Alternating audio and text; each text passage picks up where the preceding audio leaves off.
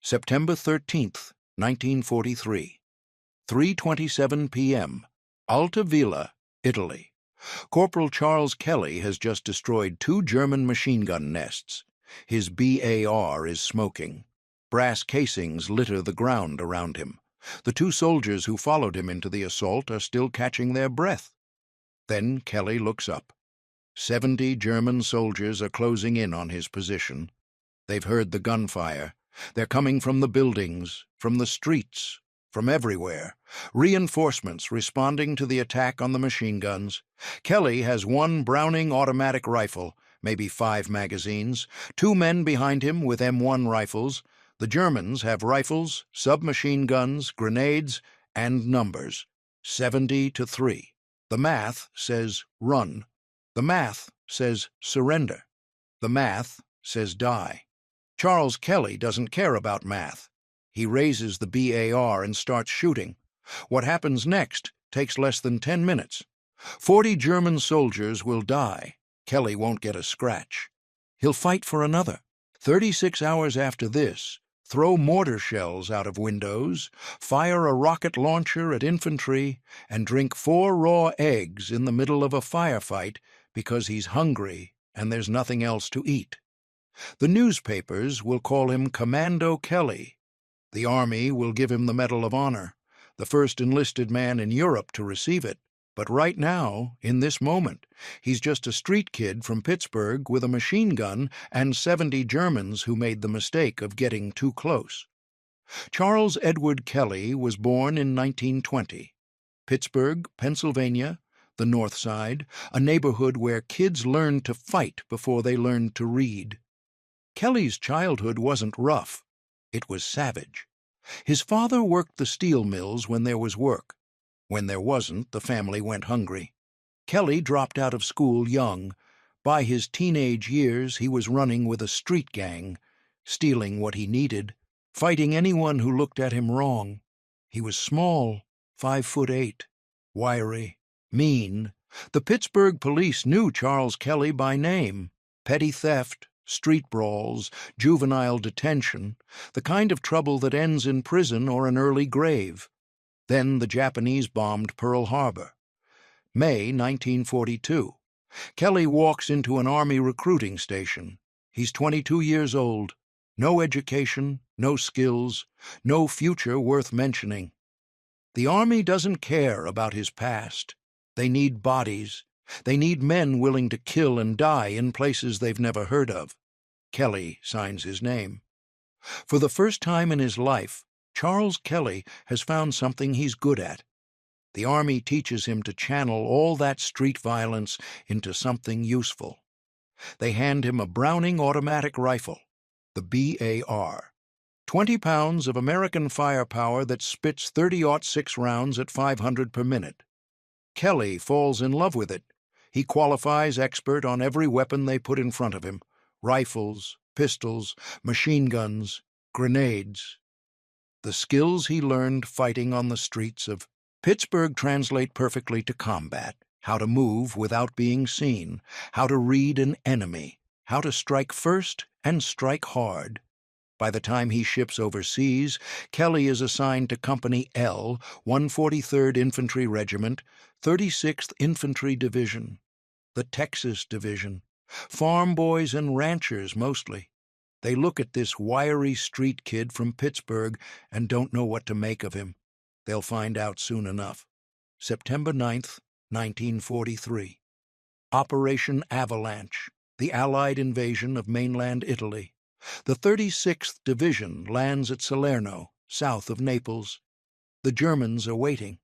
The beaches become killing fields, artillery, machine guns, mortars. Men die before they get their boots wet. Kelly survives the landing, pushes inland. For 4 days, the division fights through orchards and villages, gaining ground 1 bloody yard at a time. Then comes Altavilla. The village sits on a hill overlooking the Salerno plain. Whoever controls Altavilla controls the high ground, controls the roads, controls the beachhead. The Germans know this. They've turned the village into a fortress, machine gun nests in the windows, mortar teams on the rooftops, infantry dug into every stone building. The 36th Division has already tried to take it twice. Both assaults failed, hundreds of Americans dead on the slopes. September 13th. They try again. The assault begins before dawn. Kelly's battalion advances up the hill under heavy fire, Germans above them shooting down, Germans on the flanks shooting across. Men fall everywhere. Kelly keeps moving. By mid-morning they've reached the edge of the village. The fighting turns close and vicious. House to house, room to room. The Germans aren't retreating. They're contesting every doorway, every staircase, every window. Kelly volunteers for a reconnaissance patrol. The battalion needs eyes on Hill 315, the high ground beyond the village. The route is completely exposed, open terrain under German observation, snipers, mortars, artillery. Anyone who walks that ground is a target. Kelly walks it anyway. He reaches the hill, counts the German positions, estimates their strength, and walks back through the same killing ground to report. The Germans hold the hill in force. Now the officers know what they're facing. But Kelly isn't done. 2 German machine gun nests are tearing apart the American advance. Every time the infantry tries to move, the guns open up and men die. Someone has to take them out. Kelly volunteers. He grabs 2 soldiers and moves out. The machine gun positions are dug in, protected by sandbags with interlocking fields of fire. Textbook defensive setup. Doctrine says you need a coordinated assault. Suppressing fire. Grenades. Smoke cover. A 3-to-1 numerical advantage at minimum. Kelly has none of that. He has a BAR and 2 riflemen. He attacks anyway. Kelly charges the first position from an angle, firing from the hip. The BAR roars, spitting, brass. The Germans try to swing their gun around, but Kelly is too fast, too close. He's inside their position before they can react. Kills them at point-blank range. The second nest opens fire on him. Bullets snap past his head. He drops, crawls forward through the dirt, works his way around their flank. Then he's up and moving again, BAR hammering. The second crew dies like the first. That's when the 70 Germans arrive. They've heard the shooting. They're responding to the attack on the machine guns, coming from buildings, from side streets, from positions all over the village. Kelly sees them massing, closing in. 70 soldiers against 3 Americans in the open. His 2 men look at him. What do we do? Kelly doesn't hesitate. He raises the BAR. The weapon weighs 20 pounds loaded.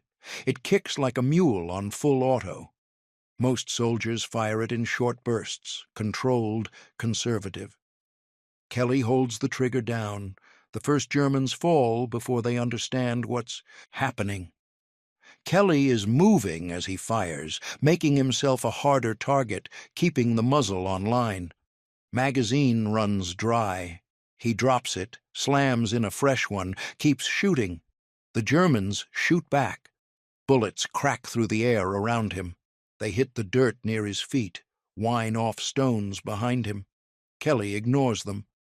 He's in the zone now, that place where fear doesn't exist, where there's nothing but the weapon and the targets and the trigger. 20 Germans down. 30. The BAR runs dry again. Reload, keep firing. The Germans are starting to waver. They came expecting to overwhelm a small American patrol. Instead, they've walked into a buzzsaw. 40 Germans lie dead or dying in the street. The rest break. They scatter, retreat, disappear into the buildings. Kelly stands in the middle of the carnage, smoke rising from his barrel, untouched. His 2 men stare at him like he's not human. But Altavilla isn't finished. Kelly's company pushes deeper into the village, takes up a defensive position in a stone storehouse on the regiment's flank. The Germans counterattack.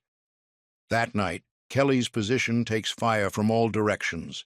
He shoots back, conserving ammunition, waiting for the main assault. It comes at dawn. September 14th. Hundreds of Germans attack the storehouse. If they break through here, they can roll up the entire American line. Kelly fights from a second-floor window, the position where a machine gunner died earlier. Kelly takes it over. He fires the BAR until it jams, grabs another, fires until that one jams, grabs a third. The weapons can't handle the sustained fire. Kelly doesn't care. He picks up a Thompson submachine gun, empties it, picks up an M1 rifle, fires until the clip pings out, picks up a Springfield, works the bolt, drops Germans one shot at a time. Every weapon in the room, he uses it until it's empty or broken, then reaches for the next. The Germans keep coming. Too close now for aimed fire. Kelly finds a crate of 60mm mortar shells. They're designed to be fired from a tube. Kelly doesn't have a tube. He pulls the safety pins and throws them out the window by hand. The explosions rip through the German assault. He spots a rocket launcher in the corner. An anti-tank weapon. He aims it at a cluster of infantry and fires. The backblast fills the room with smoke and thunder. Then there's a lull. The Germans pull back to regroup. Kelly has been fighting for over 30 hours. No sleep, no food, running on adrenaline and nothing else. He walks downstairs to the kitchen. The mayor's house, taken over as a defensive position, still has food in it. Kelly finds 4 eggs. He doesn't have time to cook them. No pan, no stove, no fuel. He cracks all 4 into his empty C-ration can and drinks them raw. Protein, calories, fuel to keep fighting.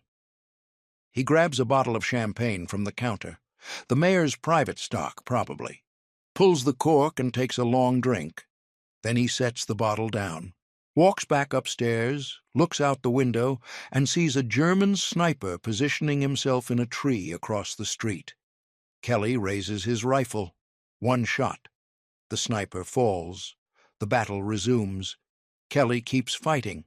By afternoon, the American position is untenable. Too many Germans, not enough ammunition. The order comes. Withdraw. Pull back to friendly lines. Someone has to stay behind and cover the retreat. Make the Germans think the building is still defended while the others escape. Kelly volunteers. He fires everything he has left. 1 man making the noise of 10. His company pulls out. Every soldier makes it.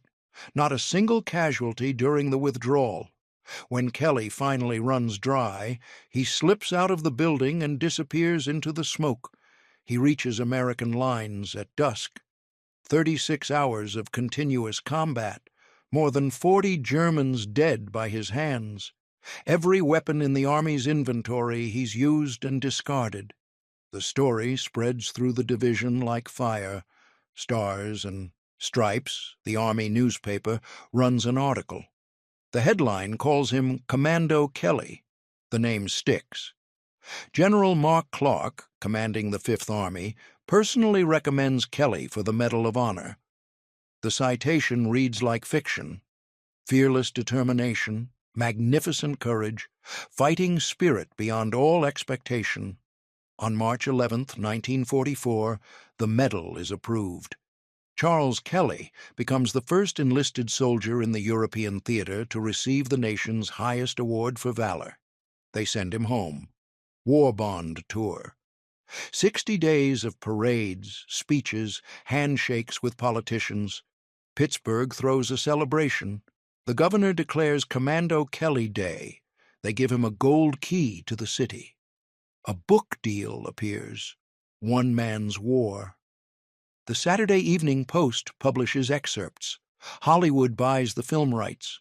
Charles Kelly, the street criminal who couldn't stay out of trouble, is suddenly the most famous soldier in America. Then the war ends. The parades stop. The fame fades. Kelly tries to adjust to civilian life, but civilian life has no use for him. The skills that made him a hero, the violence, the aggression, the instinct to kill, they don't work in peacetime. He drinks. His first wife, May, dies of cancer. He remarries and divorces. The book, Money, disappears. The film rights go nowhere. By the 1950s, Commando Kelly is just another forgotten veteran. He becomes a house painter. Quiet work, lonely work. The Medal of Honor sits in a closet.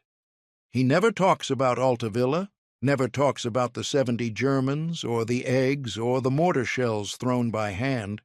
The drinking gets worse, decades of it. Liver damage, kidney failure, 1984. Charles Kelly is 64 years old and dying. He takes the bus to the VA hospital in Pittsburgh, walks to the admitting desk. The clerk asks for his emergency contact. Kelly says he doesn't have any living relatives. This is a lie. 5 of his brothers live nearby. He doesn't want them there. Charles Kelly, Commando Kelly, the first enlisted man in Europe to win the Medal of Honor, chooses to die alone. In his hospital bed, hooked to machines keeping him alive, he makes one final decision. He pulls the tubes out himself, refuses treatment, dies shortly after. Nobody knows what happened to his medals. In 2024, Pittsburgh dedicated a street in his honor.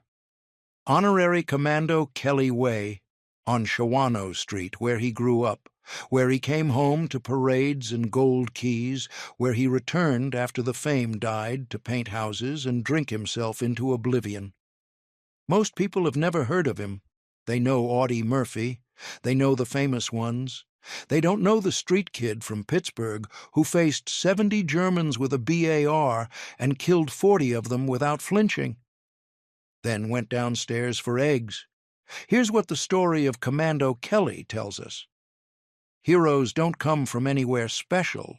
They come from the north side of Pittsburgh, from street gangs and juvenile records and nowhere futures. Charles Kelly had every reason to amount to nothing.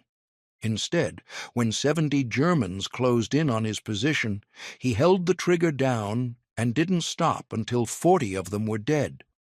When he ran out of bullets, he threw mortar shells with his bare hands. When he ran out of energy, he drank raw eggs and kept fighting. That's not training. That's not courage the way movies show it. That's something else, something harder to name. The refusal to quit when quitting makes sense. The decision to stay at the window while everyone else escapes. The choice to die on your feet instead of live on your knees. 70 Germans surrounded him. He killed 40, drank 4 eggs, then killed more. Commando Kelly, the first, the forgotten, the one who did what the math said was impossible, then went back for seconds.